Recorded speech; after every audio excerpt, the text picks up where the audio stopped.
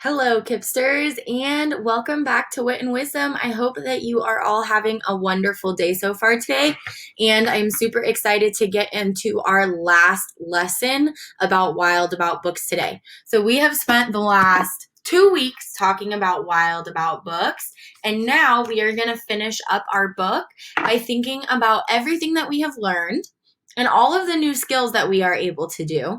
And you will get to talk about some of these things in our small groups later, but we're going to get you set up and ready for the small groups right now. Before we get started with our lesson, though, we need to warm up our brains. I'm remembering that in Wild About Books, I heard a lot of different animal names that I had never heard before, and there were some animals that I was definitely curious or wanted to know more about. We're going to listen to one page of Wild About Books, and while you're listening, I want you to think about what is an animal that you have never heard of before? And if there's more than one, which one are you the most curious about? Or which one would you like to learn about the most? So you're thinking, what animal have I never heard of before? And which one do I want to learn about the most? By reading aloud from the good Dr. Seuss, she quickly attracted a mink and a moose, a wombat, an oryx, a lemur, a lynx, 8 elephant calves, and a family of skinks.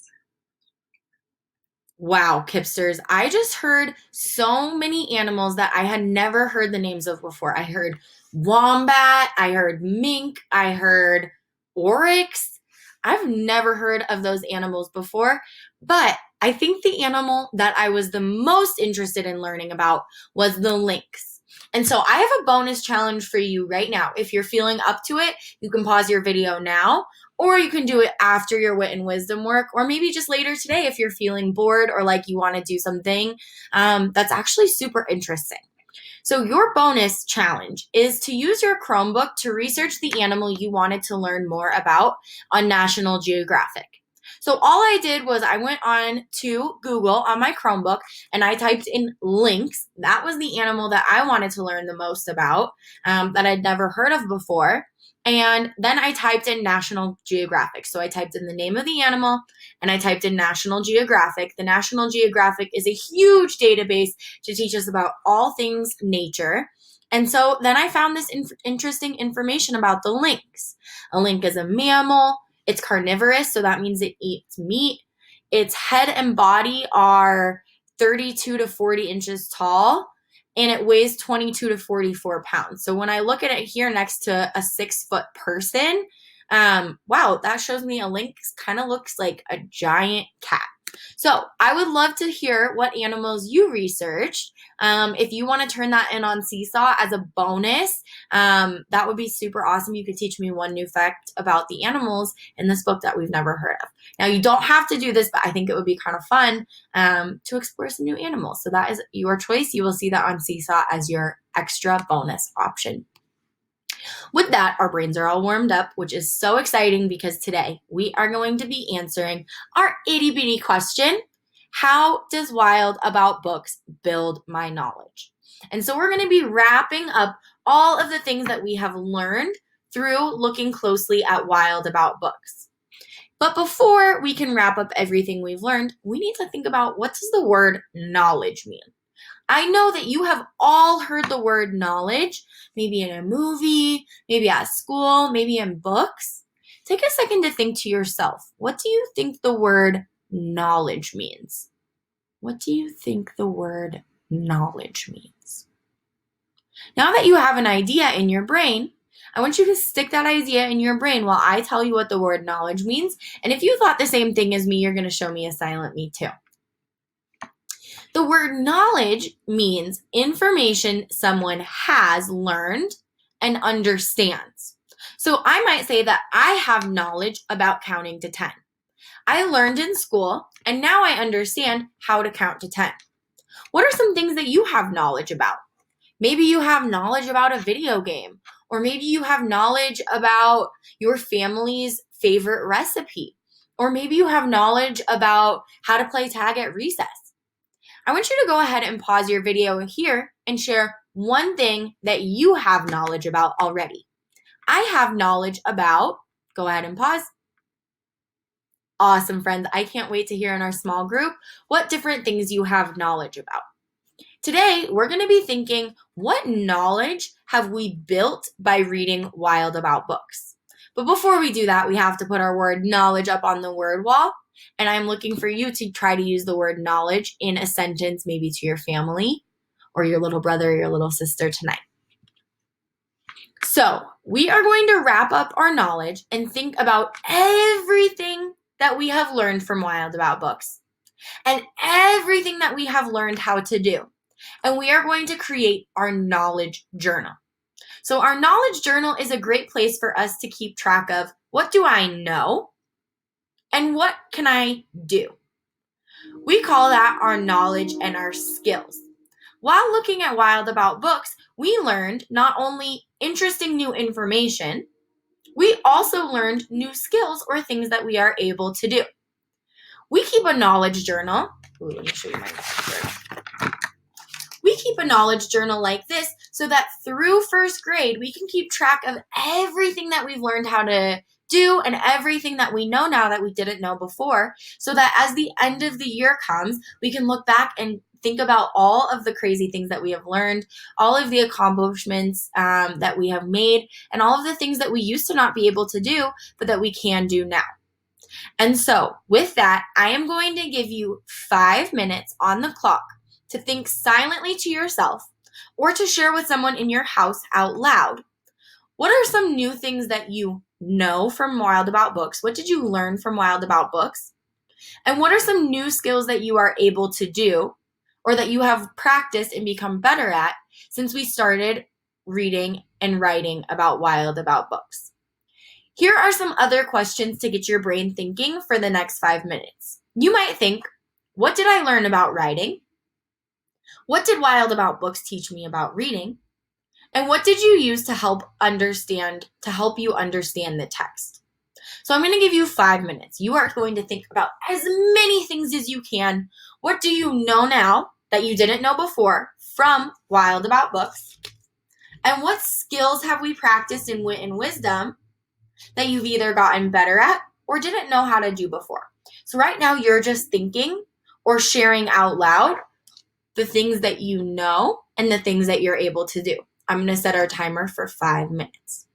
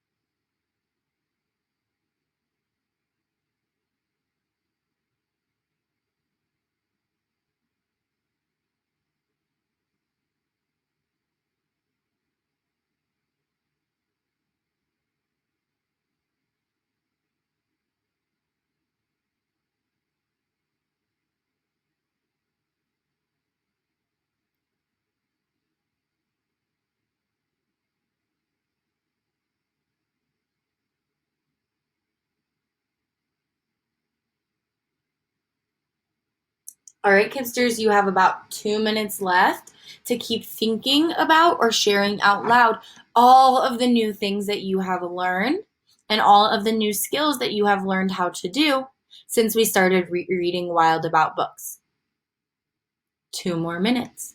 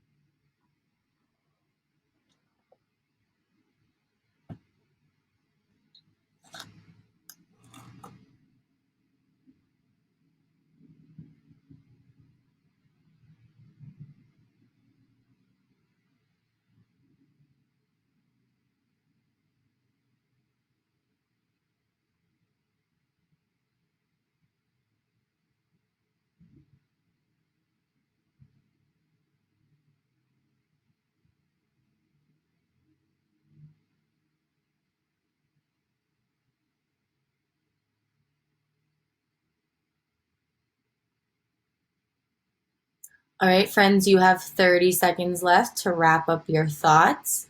30 seconds to finish thinking about what you know how to do now and what skills you are able to do that you didn't before.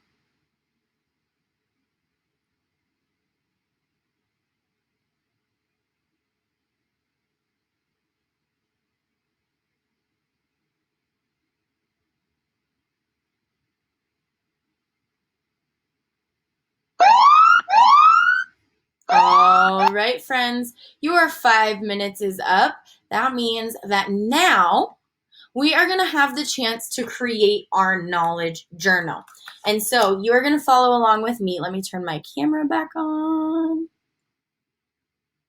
There we go. Hey, friends. So now we are going to write down all of the things that we thought of that we know and all of the things that we thought of that we can do now in our knowledge journals. So you can see up on the screen a picture of my knowledge journal before I started filling it out. But I'm going to walk you through in my response journal how to set up this knowledge journal.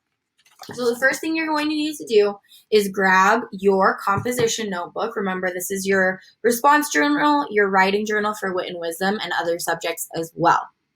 If you don't have your journal with you right now, go ahead and pause the video right here, and then you can press play again once you have it so that you can follow along with me.